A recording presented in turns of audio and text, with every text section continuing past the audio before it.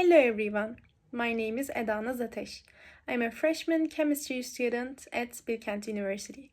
In this video, I will present and explain my Physics 102 laboratory project. The aim of this project is to investigate how capacitance value changes as the water level increases between the two plates of the capacitor.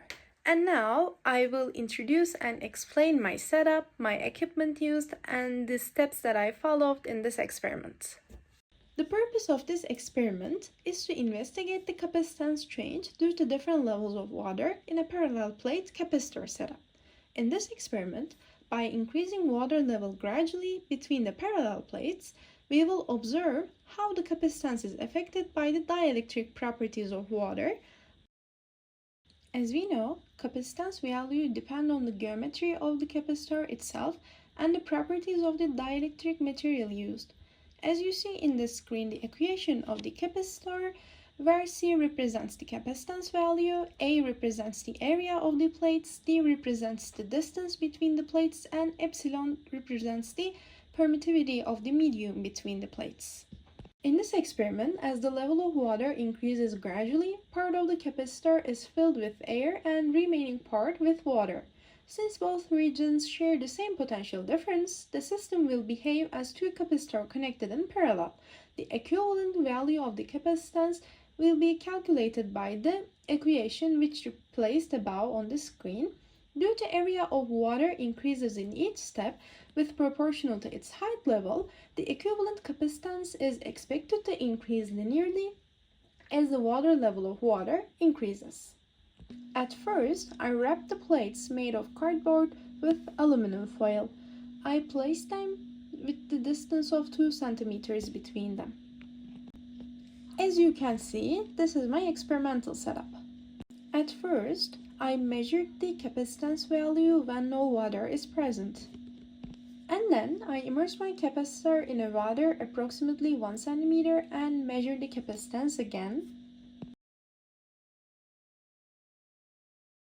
And then I repeated the measurement, but now 2 centimeters level of water between the two plates of the capacitor.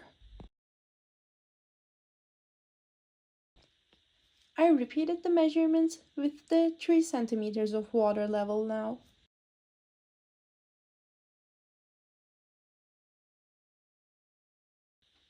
And for the final measurement, I increased the water level between the parallel plates of a capacitor up to 4 centimeters. Then measure the capacitance value.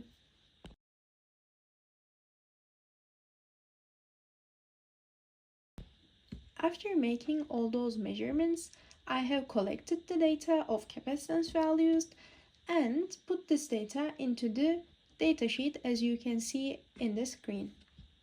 After entering the collected data into datasheet, I plotted the capacitance versus water level graph. You can see this graph on the screen.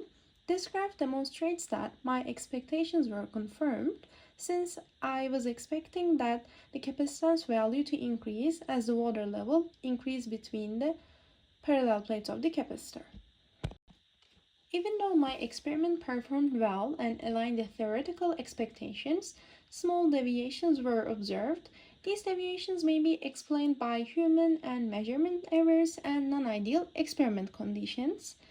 And maybe we can say that the accuracy and precision of the measurement instruments. Despite these limitations and errors, the overall trend remains strongly positive and consistent with the theoretical expectations.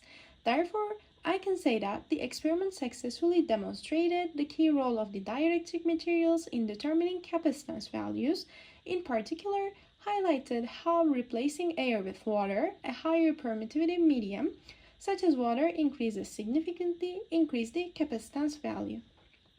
Thank you for listening and watching.